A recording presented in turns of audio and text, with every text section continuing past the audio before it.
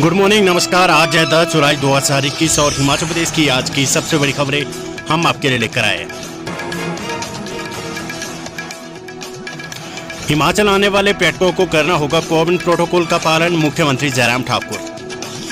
मुख्यमंत्री जयराम ठाकुर ने कहा है कि हिमाचल प्रदेश में आने वाले पर्यटकों को कोविड प्रोटोकॉल का कड़ाई से पालन करना होगा। उन्होंने शिमला से वीडियो कॉन्फ्रेंस के माध्यम से जिलाधीशों, पुलिस अधीक्षकों और मुख्य चिकित्सा अधिकारियों के साथ आयोजित बैठक की अध्यक्षता करते हुए ये निर्देश दिए। उन्होंने स्पष्ट किया कि यदि कोई व्यक्ति एसओपी का पालन नहीं करता है तो उसके खिलाफ नियमानुसार कार्यवाही अमल में लाई जाएगी। उन्होंने सभी डीसी व एसपी को पर्यटकों की भीड़ वाले क्षेत्र चिन्हित करके यहाँ पर अतिरिक्त निगरानी बरतने के निर्देश जारी किए। उन्होंने कहा कि राज्य में कोविड के मामलों में लगातार गिरावट आने से पर्यटकों की संख्या में भी कई गुना वृद्धि हुई है। उन्होंने कहा कि मुख्य पर्यटन स्थल जैसे शिमला, मनाली व धर्मशाला आदि बड़ी संख्या में पर्यटकों को आकर्षित कर रही है। शोर है कि थर्ड वेव भी आए, भगवान करे ना आए, लेकिन फिर भी इस बात को हम मान करके चले कि अगर जैसे फर्स्ट वेव के बाद सेकंड वेव का जिक्र हो रहा था, वो आई और बड़े खतरनाक तरीके से आई। हो सकता है कि सेकंड वेव के बाद थर्ड वेव भी जो है उसी तरह से आए। इसलिए हमारी प्रेपरेशन उस तरह की होनी चाहिए, इसलिए ढील बरतने का कोई सवाल पैदा नहीं होना चाहिए। जहां जहां भी इस तरह का क्राउड आता है वो हमको पॉइंट्स हमको आइडेंटिफाई करने चाहिए हर डिस्ट्रिक्ट में, और उस क्राउड को उसका प्रेशर किस वक्त रहता है, ज्यादा किस वक्त क्राउड रहता है, तो उस वक्त जो है थोड़ा ज्यादा वहां पर फोर्स डिप्लॉय की जाए, पुलिस वाले डिप्लॉय किए जाए, ताकि वो उसको रेगुलेट करने के लिए काम करें। एक बात तो ये है, सारे एसपी बैठे हैं, उस बात को सुनिश्चित करें। जब मनाली है, शिमला है, चाहे वो धर्मशाला है, डलहौजी है, चाहे हमारा कसौली है, चाहे जहां भी टूरिस्ट इस तरह से। राजा साहब अमर रहे के नारों से गूंजा शिमला, अंतिम दर्शनों को उमड़ा जन सैलाब। पूर्व मुख्यमंत्री वीरभद्र सिंह के पार्थिव देह के अंतिम दर्शनों के लिए शुक्रवार को शिमला में जन सैलाब उमड़ पड़ा। होली लॉज से रिज और वहां से कांग्रेस कार्यालय तक, जहां से भी वीरभद्र सिंह की पार्थिव देह को ले जाया गया। प्रत्येक स्थान पर राजा साहब अमर रहे और जब तक सूरज चांद रहेगा, वीरभद्र तेरा नाम रहेगा के उद्घोषों की गूंज सुनाई दी। बड़ी संख्या में उमड़ी लोगों की भीड़ ने नम आंखों से प्रिय नेता को श्रद्धांजलि दी है। प्रदेश की जनता के अलावा पूर्व मुख्यमंत्री वीरभद्र सिंह को भाजपा के राष्ट्रीय अध्यक्ष जगत प्रकाश नड्डा और कांग्रेस के राष्ट्रीय उपाध्यक्ष राहुल गांधी भी श्रद्धांजलि देने शिमला पहुंचे। जेपी नड्डा रिज मैदान पर मुख्यमंत्री जयराम ठाकुर के साथ श्रद्धांजलि देने पहुंचे। उन्होंने वीरभद्र सिंह की धर्मपत्नी व पुत्र विक्रमादित्य सिंह से परिवार के अन्य सदस्यों को सांत्वना दी। अपने श्रद्धा सुमन अर्पित करने के लिए मैं यहाँ आया था। भारत के यशस्वी प्रधानमंत्री आदरणीय मोदी जी की तरफ से उनके पार्थिव शरीर पर, वीरभद्र सिंह जी के पार्थिव शरीर पर रीत रखा और साथ ही साथ अपनी तरफ से भी श्रद्धा सुमन अर्पित किए। जयराम जी हमारे मुख्यमंत्री, वो हमारे साथ रहे। उनके परिवारजनों से भी मिलने का मौका मिला। 5 दिन पहले मैं मुख्यमंत्री जी के साथ अस्पताल में उनको देखने आया था।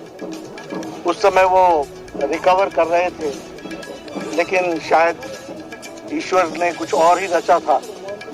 वो हमारे बीच में आज नहीं है और काल ने उनको हम सबसे छीन लिया है। ये बहुत ही दुखद घड़ी है।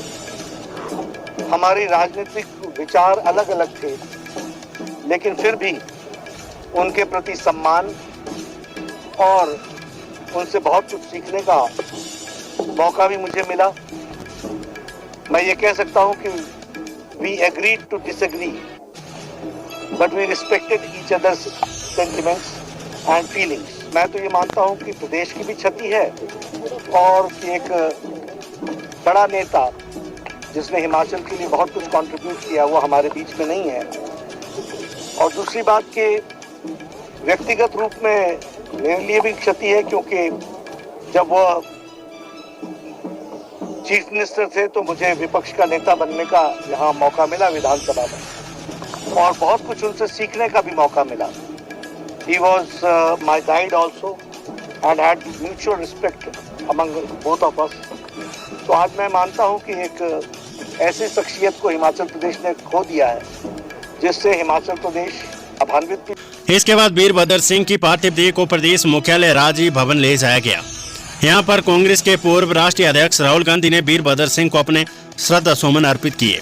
उनके साथ कांग्रेस के प्रदेश प्रभारी राजीव शुक्ला, सह प्रभारी संजय दत्त और कांग्रेस प्रदेश अध्यक्ष कुलदीप सिंह राठौर, नेता प्रतिपक्ष मुकेश अग्निहोत्री और छत्तीसगढ़ के ग्रामीण विकास मंत्री टीएस सिंहदेव सहित अन्य नेता मौजूद रहे।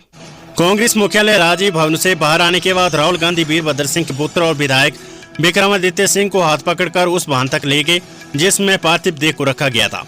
ऐसे में एसपीजी ने राहुल गांधी को चारों तरफ से घेरकर वाहन तक पहुंचाया। खबर कुल्लू से बिना इजाजत नदी नालों में साहसिक गतिविधियां करने पर होगी जेल, डीसी कुल्लू। डीसी आशुतोष गर्ग ने शुक्रवार को एक आदेश जारी करते हुए आम जनमानस को जिले के किसी भी भाग में तेज बहाव वाली नदियों, नालों व खड्डों की ओर रुख न करने की एडवाइजरी जारी की है।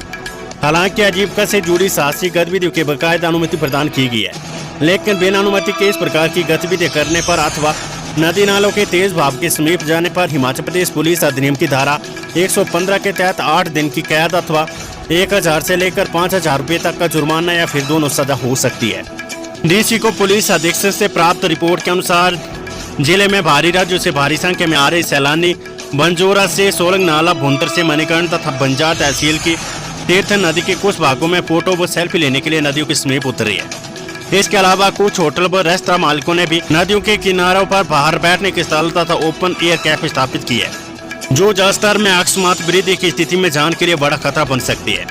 जिला प्रशासन द्वारा इस संबंध में समय समय पर एडवाइजरी जारी करने के बावजूद लोग अनावश्यक रूप से नदियों के तेज बहाव वाले स्थलों की ओर आकर्षित हो रहे हैं, अपनी जान को जोखिम में डाल रहे हैं। एक्टिव केस बढ़ने से केंद्र चिंतित, सरकार ने 8 राज्यों को चिट्ठी लिखकर किया सतर्क। एक दिन में कोरोना के नए केसों की संख्या 2 महीनों के बाद रिकवर हुए लोगों से अधिक पाए जाने के बाद केंद्र सरकार ने 8 राज्यों को सतर्क किया है। इन राज्यों में पॉजिटिविटी रेट सबसे अधिक है। सरकार की ओर से अरुणाचल प्रदेश, मणिपुर, केरल, असम, मेघालय, त्रिपुरा, सिक्किम और उड़ीसा को चिट्ठी लिखी गई और कोरोना के बढ़ते केसों से सतर्क रहने को कहा गया है। बड़ी खबर, अब सप्ताह में 2 दिन 1-1 घंटा बंद रहेगी अटल टनल, बीआरओ ने लिया फैसला।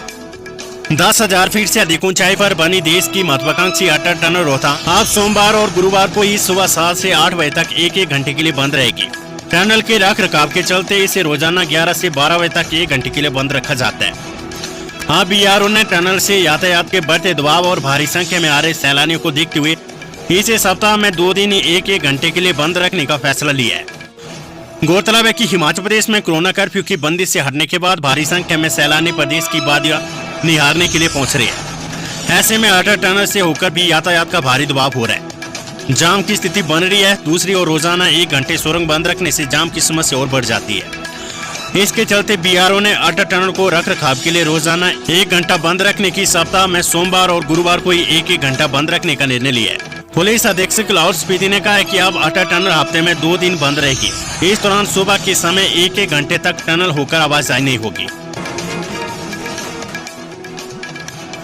हिमाचल में 2 लाख ने हराया कोरोना, 1300 एक्टिव केस। राज्य में अब तक कुल 25,43,840 लोगों का कोविड-19 परीक्षण किया जा चुका है, जिनमें से 2,03,245 लोग कोविड पॉजिटिव पाए गए। राज्य में इस महामारी से अब तक कुल 1,98,441 मरीज स्वस्थ हो चुके हैं। प्रदेश में पॉजिटिविटी मामलों की संख्या अब 1,307 रह गई है। कोविड महामारी के कारण राज्य में कुल 3,470 लोगों की मौत हुई है। इनमें 11 लोगों में ब्लैक फंगस पाए जाने के कारण मृत्यु हुई है। इनमें से 5 लोगों की जिला कांगड़ा में, 3 लोगों की हमीरपुर में, 2 लोगों की जिला शिमला और 1 व्यक्ति की मृत्यु जिला सोलन में दर्ज की गई है। जिला कांगड़ा इस महामारी से सबसे ज्यादा प्रभावित हुआ है। जिला में कुल 44,012 कोविड के मामले पाए गए हैं, जिनमें से 44,807 स्वस्थ हो गए, जबकि 1,033 लोगों की इस महामारी से मौत हुई है। हिमाचल में धीमा पड़ा मानसून, पकड़ने लगा रफ्तार, 13 जुलाई तक भारी बारिश का अलर्ट। हिमाचल प्रदेश में धीमा पड़ा मानसून रफ्तार पकड़ने लगा। बीते 24 घंटों के दौरान राज्य के कुछ स्थानों पर मूसलाधार बारिश हुई है। कसौली में सबसे ज्यादा 103 मिलीमीटर बारिश हुई है। नूरपुर व धर्मपुर में भी 60 मिलीमीटर से अधिक बारिश हुई है। मौसम विज्ञान केंद्र शिमला के पूर्वानुमान के तहत प्रदेश में आगामी 4 दिनों में भारी बारिश होगी।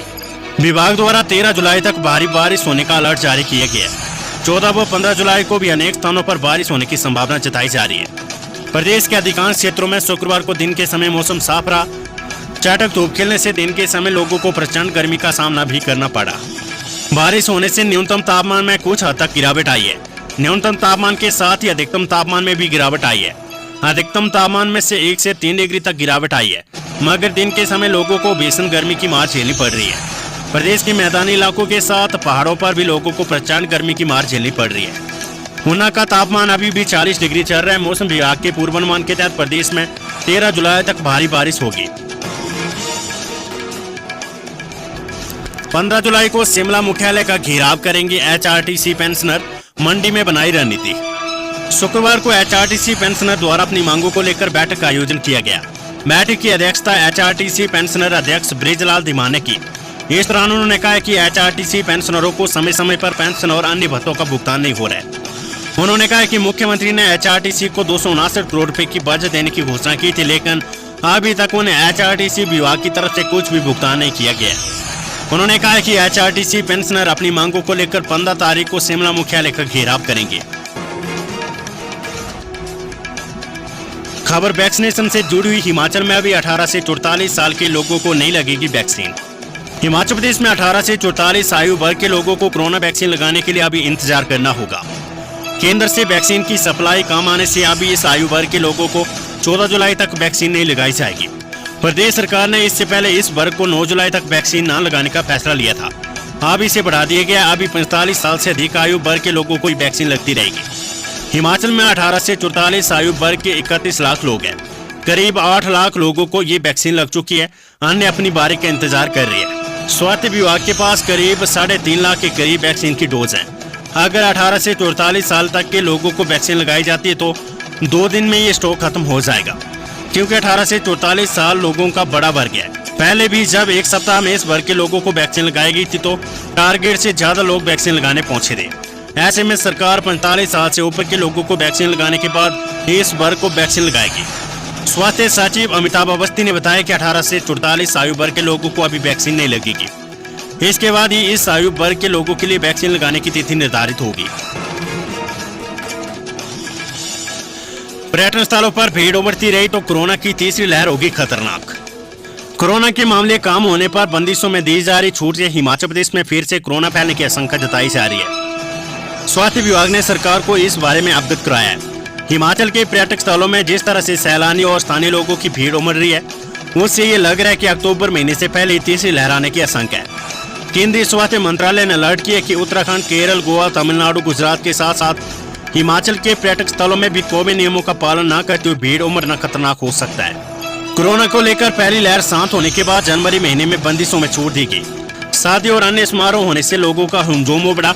इससे कोरोना फैल गया और दूसरी लहर में सैकड़ों लोगों को अपनी जान गंवानी पड़ी थी। इसी का हवाला देते हुए केंद्र सरकार ने हिमाचल को अलर्ट किया है। हिमाचल में दिन प्रतिदिन बढ़ रही सैलानियों की भीड़ को लेकर प्रदेश सरकार भी चिंतित है।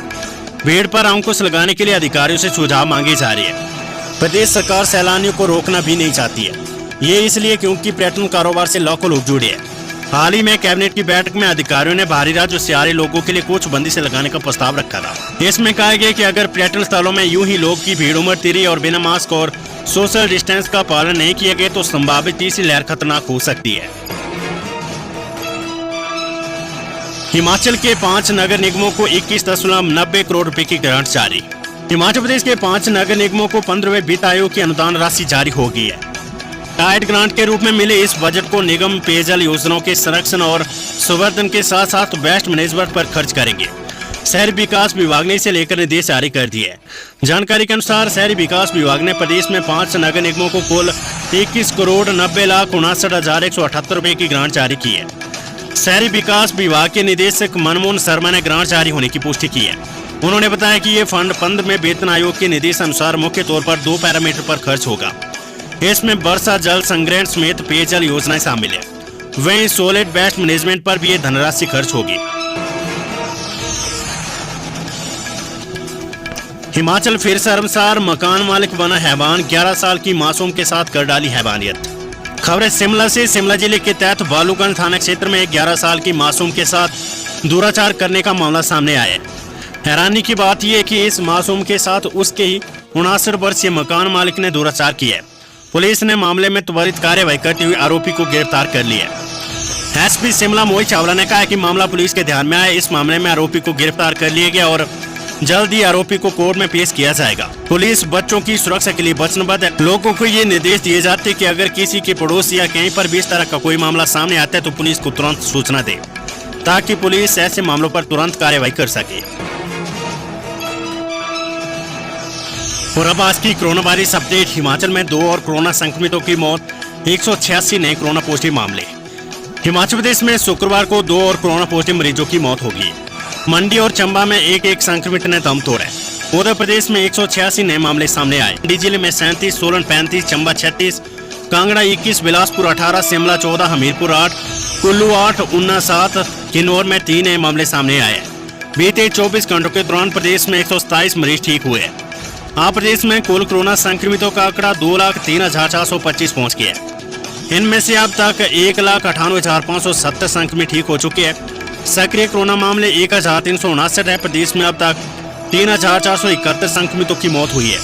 बीते 24 घंटों के दौरान कोरोना की जांच के लिए 15,127 लोगों के सैंपल लिए गए।